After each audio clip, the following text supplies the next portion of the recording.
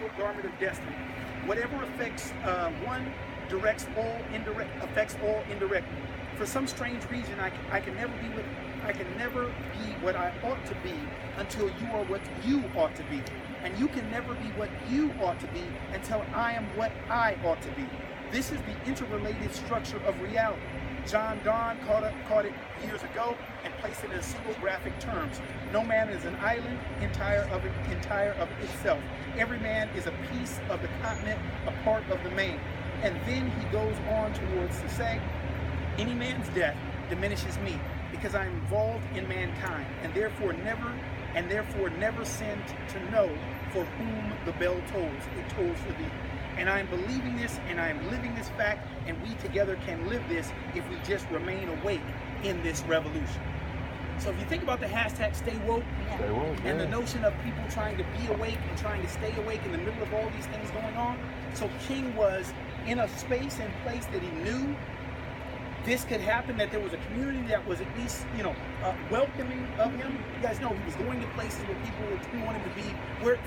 If you read the letter from a Birmingham jail, you remember that's a group of ministers who are supposed to be on the side of the issue that he's on, saying, don't come to our city, it's unjust, untimely, and unwise. And in essence, you're stirring up all these issues that we were good before you came. We were good because we were segregated. We were good, we were treated bad by the police. We were good, and you're causing all these problems. So why don't you just go ahead and go somewhere else, take your little civil rights stuff somewhere else, and do another thing? And that's when he has to go ahead and go into that great paragraph where he talks about, when you've seen your parents, harassed day by day, when he talks about trying to escape this sense of nobodiness, when you're trying to concoct an answer to your children when they ask you that why black kids can't go to Funtown, and you see these inferior mental ideas growing up in their mind. And he talks about when you have to sleep in the confined quarters of your car when you take a cross-country trip because nobody will accept you in a hotel, when your father has never accorded the name Mr. or Sir, when he's always boy, and your mother is still always called, never given the term ma'am or anything like that.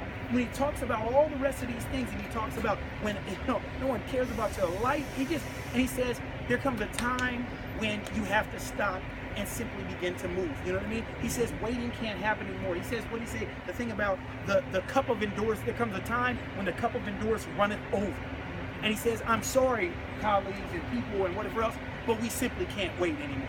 And that becomes then the basis of the book, Why We Can't Wait, when he's trying to articulate the next phase of the civil rights movement. And the next phase is to be able to join with people of all races, not just about civil rights in terms of African Americans, but about this bigger picture of global human rights. And that's where, as I told you before, he gets on this next flow where he's going to be talking about militarism, systemic poverty, colonialism, and come to the conclusion that his own country is the greatest purveyor of that in the world, and that he's got to stand against the president who passes the Civil Rights and the Voting Rights Act because he's still wrong on this bigger issue and wrong on Vietnam. You guys may know, all you guys get a chance, watch a documentary called Citizen King. It's about the last 5 years of Martin Luther King's life. It's about the time, it literally starts after he walks off the podium in Washington, D.C. after the I Have a Dream speech, and shows how he begins this case of wandering and not really knowing what the next stage is, and then trying to find himself. He leaves the South. He lives for 2 years in the projects of Chicago. He starts fighting for issues about economic justice and everything else. He then comes back, and you guys know when he dies, he's working on a sanitation worker strike in Memphis, Tennessee. And he's organizing the Poor People's March for Freedom. And he's saying that, hey, you're Laotian or Cambodian or Vietnamese or whatever else, but we are tied together. So to come to a place like Oberlin with a history like we talked about was a place where he could get refreshed, where he could walk around these places and not be harassed, where he could get the theological and the ethical and all the rest of those things that a person like that needed to simply get re-energized to get back out there.